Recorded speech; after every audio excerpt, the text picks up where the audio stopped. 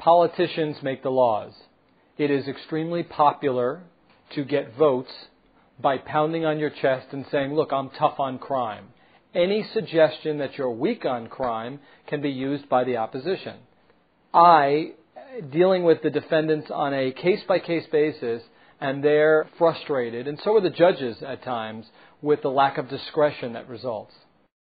I think the reason that we have one of the largest rates of incarceration is primarily because of the way our political system is set up.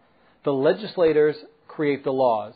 They listen to the people yell for tougher laws, and as a result, none of them want to appear weak on crime at all. So what we've seen over the last at least decade is politicians passing minimum mandatory sentences for drug crimes, for weapon charges, and that's going to send a lot of our defendants to prison for lengthy periods of time.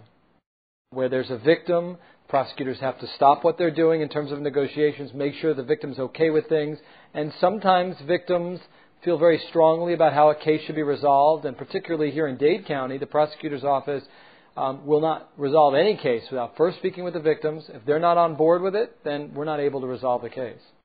The backlog generally helps the defense. I always tell my clients that cases for the defense generally get better with age, like a great bottle of wine.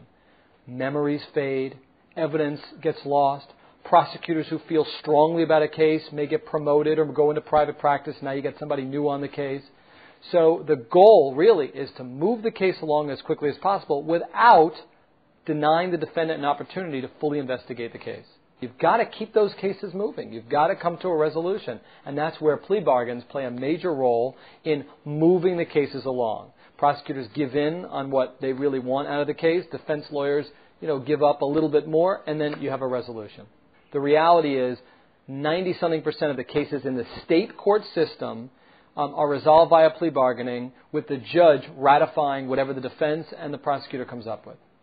And people wonder, how do you do what you do and how can you win every case? Well, if winning is defined by getting the best possible outcome, then 5 years in prison is a hell of a lot better than 15-year minimum mandatory, which must be imposed, assuming the defendant rejects the plea offer and goes to trial and is convicted. If you wind up in one courtroom as opposed to another, your sentence could be dramatically different. And is that justice? If you go into a courtroom and you happen to draw a particular prosecutor who is willing to waive the minimum mandatory, then this would facilitate a resolution. There are prosecutors who are willing to do that.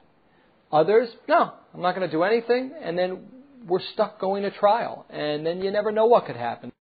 Luck, to some extent, plays a role in how a defendant gets a resolution. I've got pending cases, one in particular, that the prosecutor says, look, I'd offer you probation. I'd offer you no jail time, but for my victim who wants prison time. So I'm going with my victim. I don't want robots as prosecutors. I want people who think about the facts of the case, what was done in that particular case. I want prosecutors to look at the facts. I want prosecutors to have a heart and to use it. I have come across cases where my clients are absolutely innocent. That being said, I think that's a small minority of the cases. I think there are a number of cases that fall into, okay, the person's guilty, but not necessarily of what they're charged with, and that could make a huge difference. And then there's a group of folks who are just plain guilty, and it's my job to get them the best possible outcome under these challenging circumstances.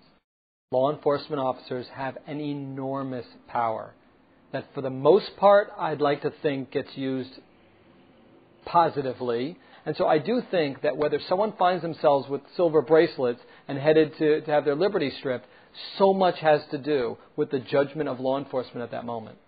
I don't know why anyone should be surprised that in any given profession, whether it be in law enforcement, whether it be in the legal profession, doctors, bakers, postal service folks, there's always bad apples in every bunch. I think everybody in good faith tries to move things along to try to keep the system working.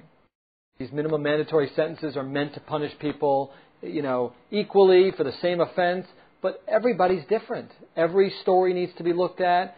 It's frustrating sometimes. I have no doubt that by having money, you have access to greater resources. You have the best attorney that money can buy. You have access to investigators, experts that ordinarily the average person doesn't have access to.